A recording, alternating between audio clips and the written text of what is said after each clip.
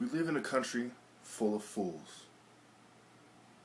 To justify their evil rhetoric, they suggest that I read the Federalist Papers, which I've read.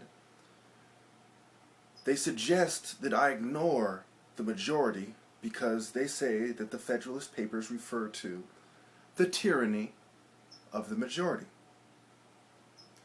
You foolish, foolish men, and you sick, sick women.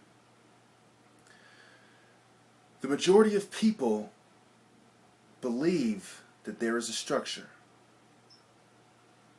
Whether they are right or wrong, in a religious form of government, you have to concede their point.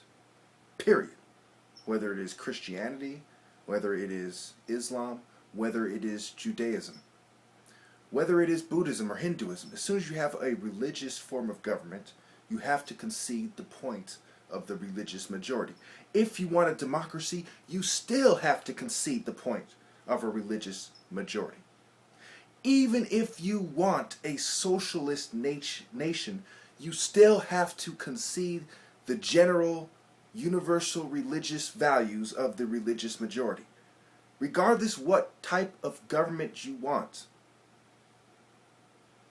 if you are going by what the people want, then you have to concede the point of the religious majority. Bear in mind that even in a monarchy which has always included religion, you have to concede the point of the religious majority. And in a monarchy you have a king and a queen and the royal family, which is a family structure where the man is the head.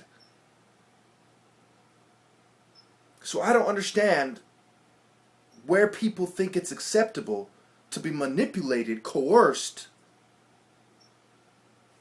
and downright cheated by a tyrannical minority. The feminists, the homosexuals, the atheists, the people that even when combined are still a minority. Why do we bow down to them? What I'm suggesting is not something that's bad for women. Equality comes in different forms. For example, if I buy something worth $20 and you give me something worth $20, it is an equal trade. I don't have to give you $20 and you give me $20 in order for it to be a fair and equal trade. The family structure is a fair and equal trade.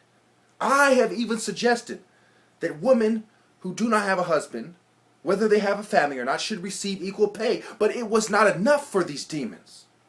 The type of equality they want is the effeminization and the belittlement of the male gender, and that is not fair.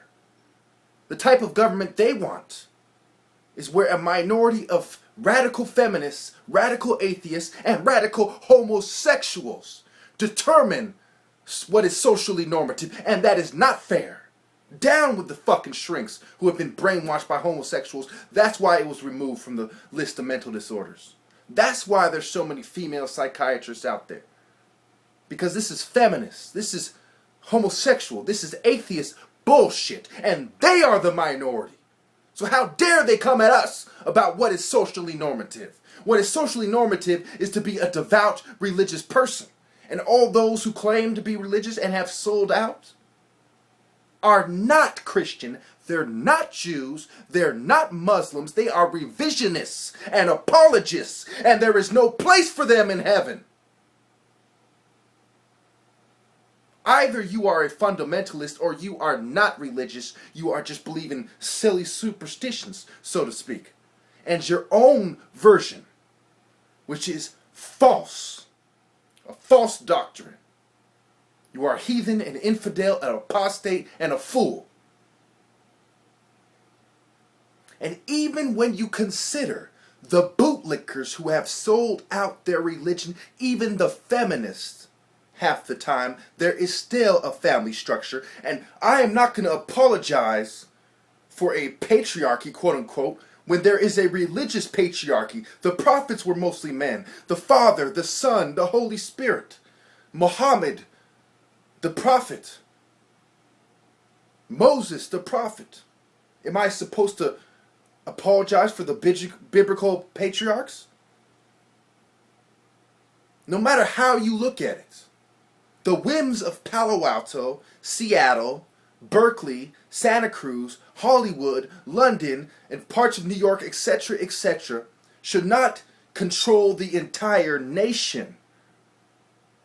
Because the entire nation, minus these places and a few others,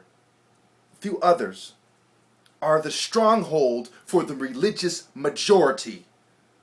Down with tyranny, down with the radical minorities. All praises and all power to God. Thank you.